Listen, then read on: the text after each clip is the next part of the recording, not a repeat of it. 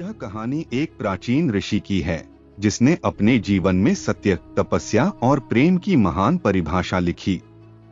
यह कहानी न केवल आपको भावुक करेगी बल्कि आपकी सोच को भी बदल देगी। यह हमें यह सिखाती है कि जीवन के सबसे कठिन संघर्ष भी हमें हमारी आत्मा की गहराई से जोड़ सकते हैं। बहुत समय पहले एक घने जंगल के पास एक छोटा सा गांव था। इस गांव में जन्मा एक साधारण बालक जिसका नाम आर्यन था। आर्यन बचपन से ही शांत, जिज्ञासु और सरल स्वभाव का था। वह दिन भर गांव के बुजुर्गों से पौराणिक कथाएं सुनता और उनसे प्रेरणा लेता। उसकी माता उसे हमेशा सत्य और धर्म का पालन करना सिखाती, जबकि उसके पिता उसे अपने कर्तव्यों की शिक्षा देते। एक दिन गांव में अचानक अकाल पड़ गया। फसलें सूख गईं, पानी खत्म हो गया और गांव के लोग भूख से मरने लगे। आर्यन ने अपनी आंखों के सामने अपने माता पिता को भूख और बीमारी से मरते देखा।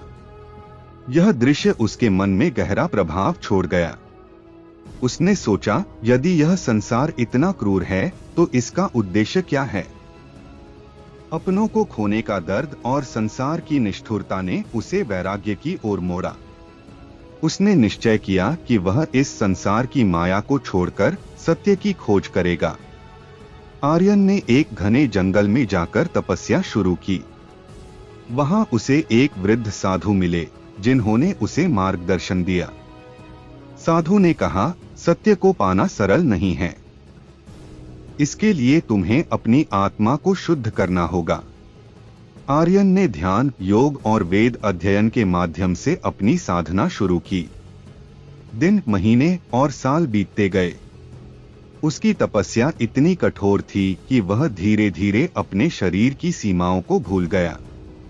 10 साल की कठोर तपस्या के बाद आर्यन को एक दिन ध्यान में एक दिव्य संदेश मिला। एक आवाज ने कहा, तुम्हारे तप का परीक्षण होगा। क्या तुम तैयार हो?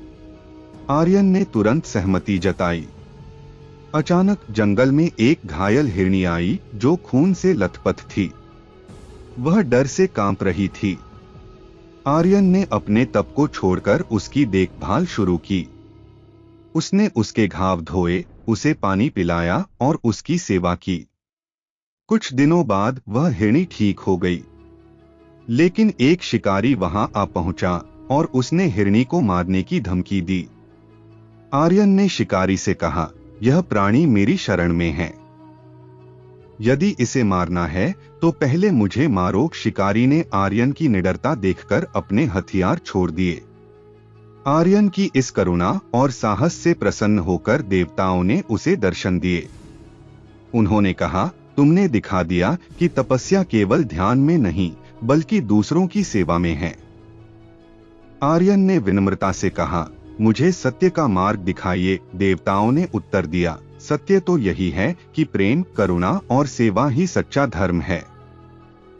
एक दिन वही वृद्ध साधु जो आर्यन को तपस्या सिखा रहे थे, गंभीर रूप से बीमार हो गए।